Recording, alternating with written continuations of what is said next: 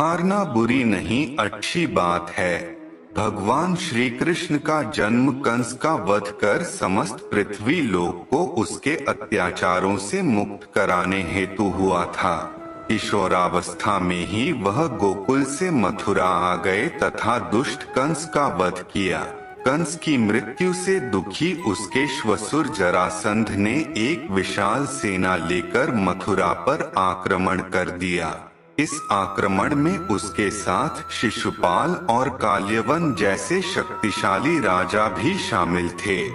जल्दी ही सेना मथुरा जा पहुंची और मथुरा की राजसभा में कृष्ण तथा बलराम को सेना को सौंपने का संदेश भेजा गया।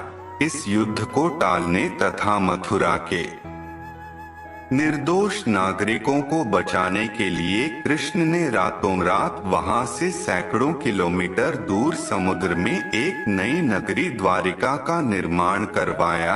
अपनी माया से उन्होंने समस्त नागरिकों, उनके पशुओं तथा संपत्ति को नींद में ही नई नगरी में पहुंचा दिया।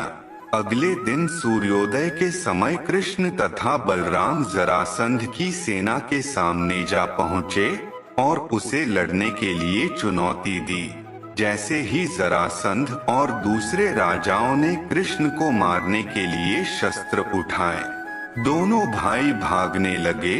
उन भाइयों के पीछे जरासंध तथा काल्यवन जैसे राजा भी भागने लगे।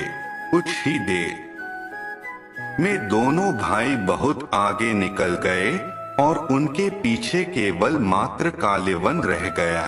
उसे देवताओं ने वरदान दिया था कि उसकी हत्या किसी अस्त्र या शस्त्र से नहीं होगी। ऐसे में वह निर्भीक था और लगातार कृष्ण का पीछा करते करते एक गुफा में जा पहुंचा। गुफा में राजा मुचुकुंद सो रहे थे, जिन्हें इंद्रदेव ने वरदान दिया था कि जो भी उन्हें उठाएगा वह उनके देखते ही जलकर भस्म हो जाएगा। वहां पहुंचकर कृष्ण ने सोए हुए मुचुकुंद पर अपना पीतांबर डाल दिया और स्वयं छिप गए।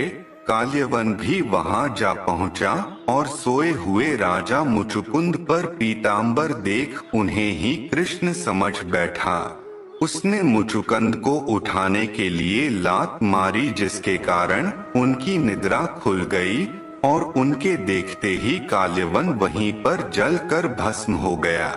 तत्पश्चात कृष्ण ने राजा मुचुकुंद को अपने चतुर्भुज स्वरूप में दर्शन दिए और उनके मोक्ष पाने का वरदान दिया। वहीं दूसरी ओर जरासंध और बाकी राजा पूरी तरह से खाली मथुरा देखकर वापस लौट गए।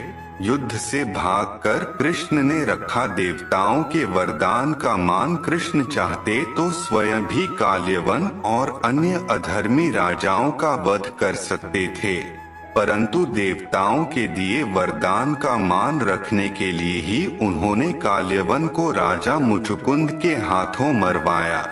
इसी तरह बाद में जरासंध का वध पांडु पुत्र भीम के हाथों करवाकर भूधरा का भार कम किया।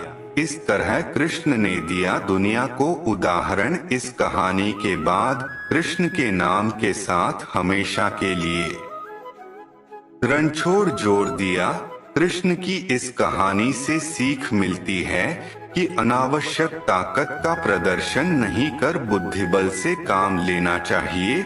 इस तरह हम अपनी शक्ति को खर्च होने से रोक